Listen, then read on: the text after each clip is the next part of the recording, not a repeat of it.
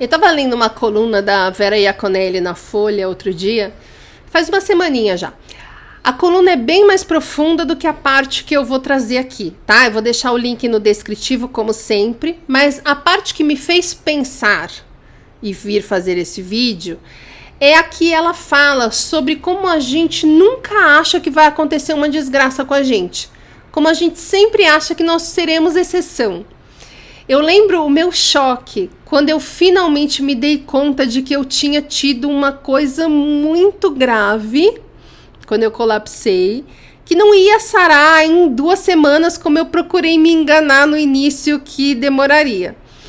Eu lembro do dia que eu despenquei escada abaixo na agência, a agência que quebrou minha alma, porque quando eu comecei a cair, eu vi que eu tava agarrada à ideia de que, quantas vezes a gente quase cai, né? Mas no fim eu sempre tinha conseguido me segurar, evitar.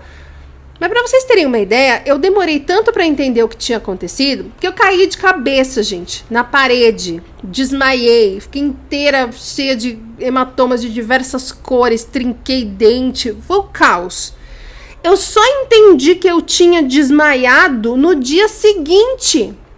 E só quando o meu tio, que era médico, me viu e me explicou o que poderia ter acontecido, que eu me dei conta da gravidade da situação que eu tinha passado. Na hora eu não me liguei. Foi só um susto.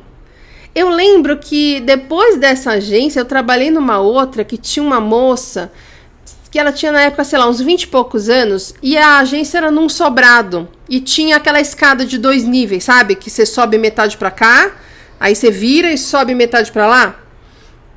Escada de sobrado normal. E aí eu olhei, e a moça tava pendurada na parede, assim, na parte mais alta, segurando com as mãos e os pés nas paredes, parecendo uma aranha. Eu olhei e falei, pelo amor de Deus, desce daí. Eu tinha caído fazia pouco tempo da escada ali, essa que eu acabei de contar. E ela olhou pra mim como se eu fosse doida, falando, imagina, eu faço sempre isso em casa, nunca aconteceu nada.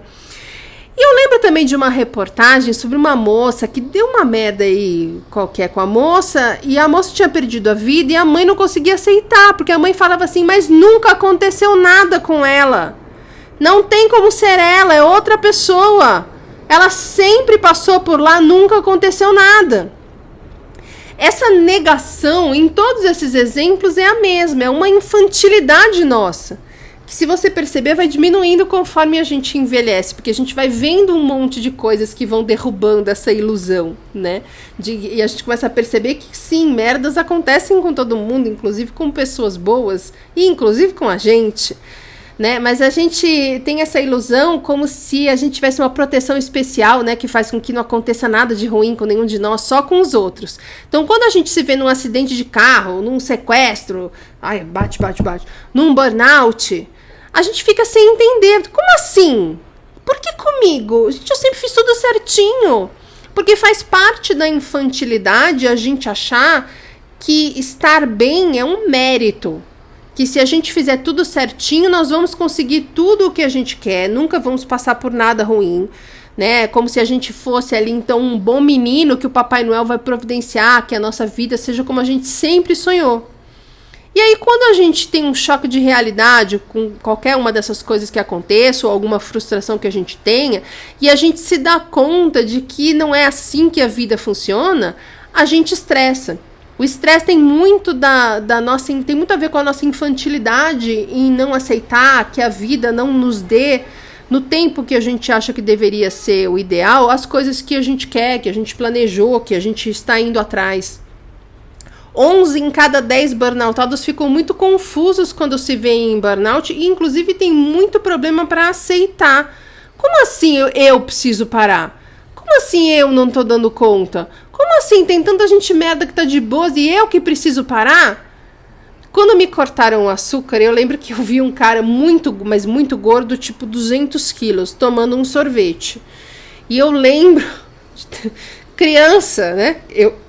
Foi quando eu colapsei, eu tinha 43 anos, mas por dentro eu era uma criança. Eu olhei e falei, por que esse cara gordo desse jeito pode tomar esse sorvete e eu, que finalmente cheguei no peso que eu queria, não posso? Olha que infantilidade. Que egoísmo, gente. Que falta de noção. Nós somos infantis. Todo mundo que chega a um burnout por ser infantil. Não é à toa que a sociedade está ao mesmo tempo tão infantilizada e adoecida. E a missão do burnout é justamente fazer com que a gente amadureça. E faz parte do amadurecimento entender que coisas ruins acontecem com pessoas boas. A entender que isso não é um castigo, é sempre um aprendizado. A entender que a vida não vai dar o que você quer, e sim o que você precisa. A entender que nós fomos ensinados desde cedo a nos comparar, a nos diminuir, a nos vitimizar, a nos iludir de que uma coisa que nunca aconteceu nunca vai acontecer, como se não existisse uma coisa chamada primeira vez. Não tem acreditado que para morrer basta estar vivo? Quando a gente consegue aceitar que a vida não está nem aí para o que a gente acha, que problemas não são castigos e que tem muito menos injustiça do que a gente pensa, porque a gente só vê o palco da vida das pessoas, nunca os bastidores, a gente começa a parar de olhar para o burnout como um fracasso que estragou todos os nossos planos e começa a amadurecer, entendendo que o burnout só veio porque a gente escolheu um estilo de vida que não era saudável. E não é nossa culpa, a gente foi ensinado assim. Mas é nossa responsabilidade, porque a gente estava vendo que estava dando errado e continuou escolhendo acreditar que nada ia acontecer com a gente. Assim como a moça pendurada quase no teto acima da escada ali, escolheu acreditar que ela não ia cair.